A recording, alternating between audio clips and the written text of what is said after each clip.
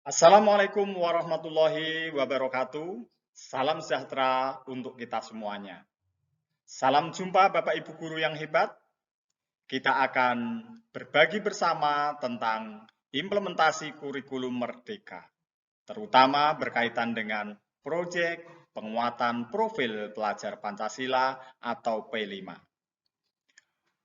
Pada sekolah pelaksana kurikulum merdeka, baik Merdeka Mandiri Belajar, Berubah maupun Berbagi sudah melaksanakan 1 tahun yang berselang. Oleh karena itu, sebelumnya kita akan berbagi, mengevaluasi terlebih dahulu bagaimana pelaksanaan di tahun 2022-2023. Bapak Ibu, sebagaimana kita ketahui, bahwa struktur kurikulum PAUD pendidikan dasar dan menengah dilaksanakan dalam 2 kegiatan utama, sebagaimana diamanatkan dalam Kemendikbud nomor 56 tahun 2022. Jadi setiap mata pelajaran memiliki muatan intrakurikuler dan proyek penguatan profil pelajar Pancasila yang terpisah, namun diambilkan dari seluruh mata pelajaran yang ada untuk setiap jam pelajarannya. Berdasarkan evaluasi pelaksanaan P5 tahun pelajaran 2022-2023, dari sekitar 23.225 sekolah yang melaksanakan mengimplementasi kurikulum merdeka, baik mandiri belajar, mandiri berubah, maupun mandiri berbagi, ternyata 72% sudah melaksanakan dan 28% belum melaksanakan. Dari yang sudah melaksanakan, ternyata ditemukan masih ada beberapa miskonsepsi dan kendala-kendala yang dialami oleh sekolah-sekolah pelaksana.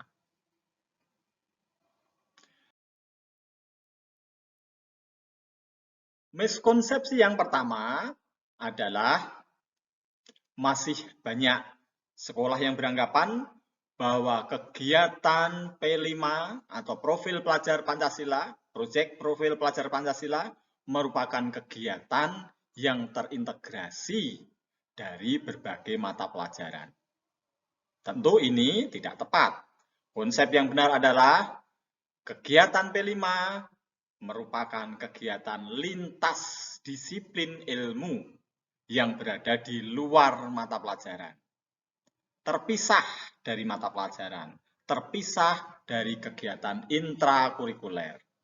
Sehingga semua topik atau semua tema bisa diambilkan fasilitatornya dari semua mata pelajaran. Tidak harus yang berdekatan atau terkait antara tema dengan mata pelajarannya. Hal ini bisa kita baca lebih dalam di dalam panduan P5, bahwa kegiatan proyek penguatan profil pelajar Pancasila bukan integrasi dari berbagai mata pelajaran. Karena apa? Mata pelajaran atau intrakurikuler itu tujuan pembelajarannya mengacu pada CP. Sementara proyek profil pelajar Pancasila mengacu pada rumusan kompetensi profil pelajar Pancasila, dimensinya, elemen, dan subelemen. Oleh karena itu, yang menjadi fasilitator proyek adalah guru-guru yang tidak lagi berperan sebagai guru mata pelajaran. Nah, bahwa proyek penguatan profil pelajar Pancasila adalah pembelajaran lintas disiplin ilmu dalam rangka mengamati dan memikirkan solusi terhadap permasalahan lingkungan sekitar. Bukan mata pelajaran, tetapi solusi pada lingkungan sekitar untuk menguatkan kompetensi dalam profil pelajar Pancasila. Ini yang benar, Bapak Ibu. Miskonsepsi yang berikutnya yaitu berkaitan dengan tujuan pembelajaran proyek dan tema atau topik proyek. Beberapa guru masih berpandangan bahwa tujuan pembelajaran proyek itu dirumuskan secara mandiri dan hanya menyasar pada level dimensi karakter profil pelajar Pancasila. Sedangkan tema atau topik itu ditentukan oleh guru saja. Nah, ini tentu miskonsepsi yang harus diluruskan. Bagaimana konsep yang benar? Bahwa tujuan pembelajaran itu untuk proyek sudah ada di dalam dokumen profil pelajar Pancasila dan menyasar dimensi, elemen, subelemen pada level rumusan kompetensi setiap jenjang. Sedangkan penentuan topik atau tema seharusnya melibatkan siswa. Jadi, kalau tujuan sudah ada, tapi kalau untuk topik tema, pilihannya mestinya melibatkan siswa berdasarkan dimensi yang dipilih. Nah, contohnya di sini Bapak Ibu, di sini ada elemen subelemen dari dimensi. Dimensi apa? Misalnya dimensi berkebinekaan global. Subelemen dan elemennya ini, elemennya mengenal dan menghargai budaya, sedangkan subelemennya ini yaitu mendalami budaya dan identitas budaya. Nah, di sini untuk subelemen mendalami budaya dan identitas budaya, ini ada capaian setiap akhir fase. Dari fase PAUD, fase A, B, C, D, E. Nah, setiap capaian akhir fase inilah yang akan menjadi tujuan pembelajaran proyek. Meskipun bahasanya ini nanti bisa di-breakdown menjadi indikator-indikator. Berkaitan dengan indikator, nanti akan kita bahas pada sesi di berikutnya.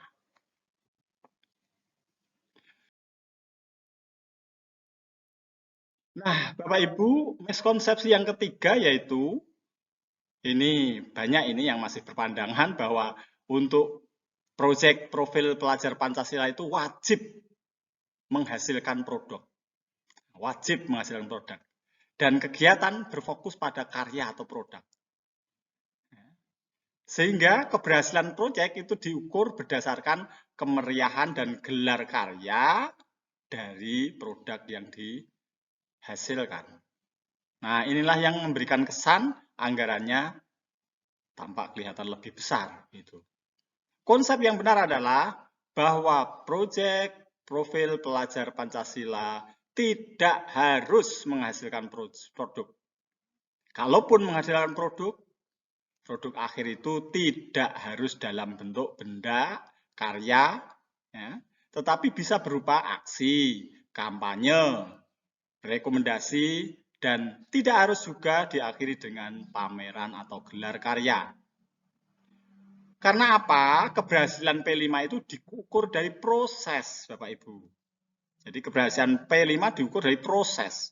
Perkembangan kompetensinya sejauh mana dalam mencapai profil pelajar Pancasila yang ditanamkan. Jadi kalau misalnya anak produknya bagus tapi profilnya kurang, maka tetap penilaiannya kurang. Mengoptimalkan aset yang dimiliki dan tidak harus dengan anggaran yang besar. Proyek penguatan profil pelajar Pancasila atau P5 berbeda dengan pembelajaran berbasis proyek atau PJBL. Nah, kalau PJBL namanya juga pembelajaran berbasis proyek, maka ini basisnya ada proyek, harus ada produk gitu. Dan berangkat dari mata pelajaran. Sedangkan pada proyek penguatan profil pelajar Pancasila ini berangkat dari lintas mata pelajaran dan Tujuannya adalah mencapai profil pelajar Pancasila.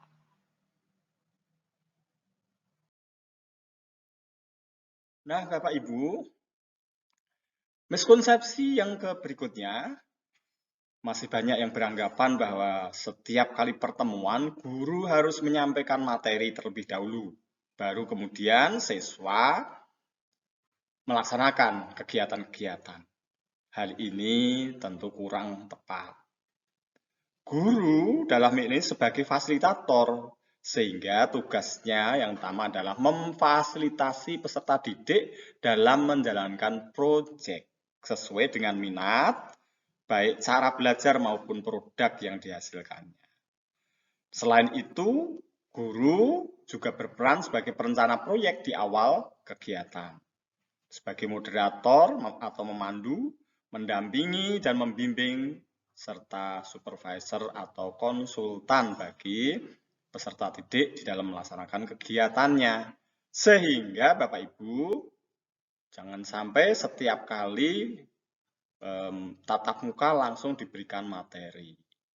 Ini terkesan nanti seolah-olah seperti mata pelajaran. Sedangkan mata pelajaran saja sekarang diharapkan guru tidak menyampaikan materi secara langsung dengan menggunakan metode ceramah, apalagi proyek profil pelajar Pancasila. Nah, yang kelima Bapak Ibu, miskonsepsi yang berikutnya ini berkaitan dengan pengaturan waktu. Anggapan bahwa waktu yang digunakan untuk setiap topik atau setiap tema itu harus sama rata, ini juga kurang tepat. Katakanlah kalau misalnya di SMP masing-masing mata pelajaran 36 jam. Kalau 10 mata pelajaran 1 tahun 360 jam. Oh, kalau begitu, kalau di 1 tahun itu ada 3 proyek profil pelajar Pancasila, ada 3 topik atau 3 tema, dibagi 3. Ini tentu kurang tepat. Bagaimana yang benar? Yang benar adalah pengaturan waktu tidak harus sama rata. Tidak harus sama rata. Disesuaikan dengan tujuan yang akan dicapai setiap dimensi dan karakteristik dari proyek. Jadi disesuaikan dengan tujuan dari setiap dimensi, elemen, subelemen yang akan dicapai sejauh mana, serta karakteristik dari proyek setiap temanya. Itu.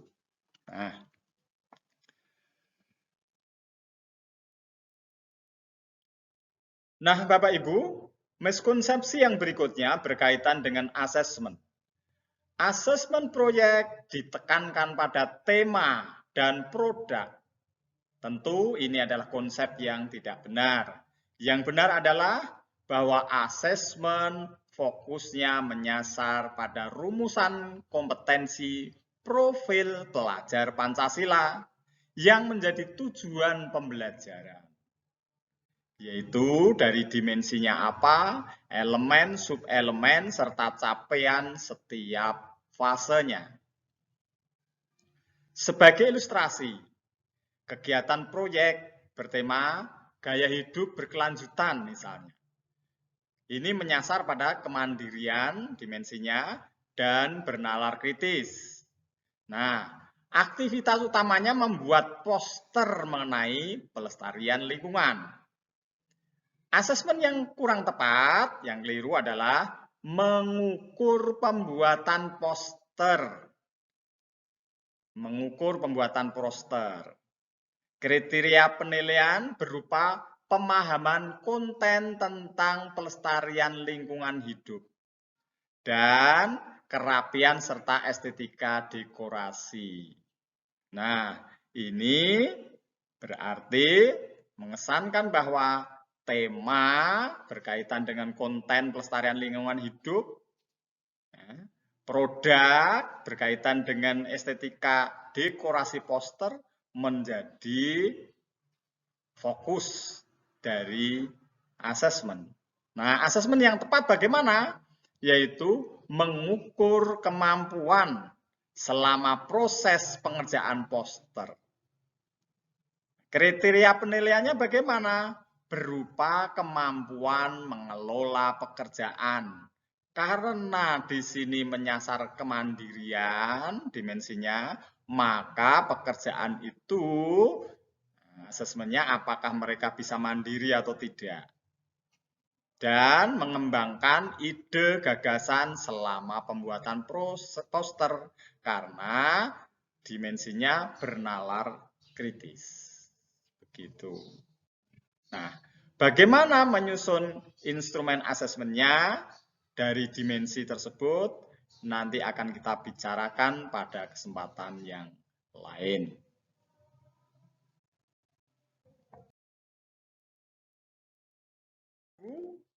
Berikutnya adalah kendala yang sering terjadi di sekolah. Yang pertama, kesulitan dalam menentukan tema dan topik yang sesuai dengan kebutuhan lingkungan sekolah, berkaitan dengan permasalahan di sekitar lingkungan sekolah. Dan yang menarik bagi siswa, yang kedua adalah belum memahami keselarasan antara topik, aktivitas, dan asesmen. Yang ketiga adalah belum memahami cara menyusun asesmen dengan rubrik penilaian yang sesuai. Dan keempat, kesulitan dalam pendokumentasian dan pelaporan.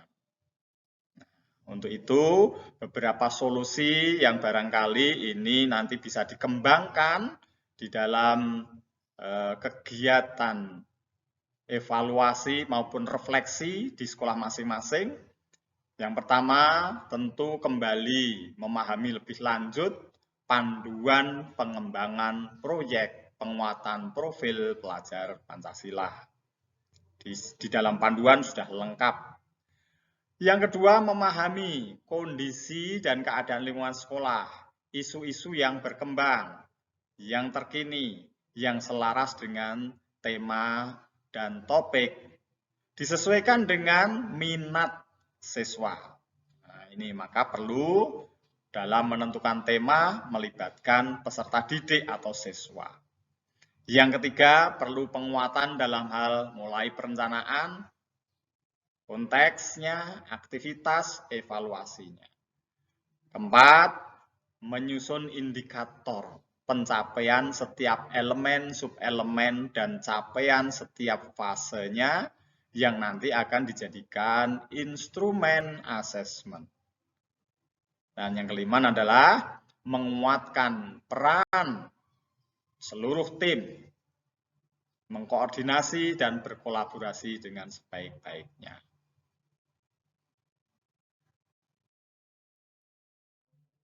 Demikian Bapak Ibu, pembahasan kita yang pertama terkait dengan proyek penguatan profil pelajar Pancasila. Semoga bermanfaat untuk kita semuanya. Salam jumpa kembali pada pertemuan selanjutnya. Assalamualaikum warahmatullahi wabarakatuh.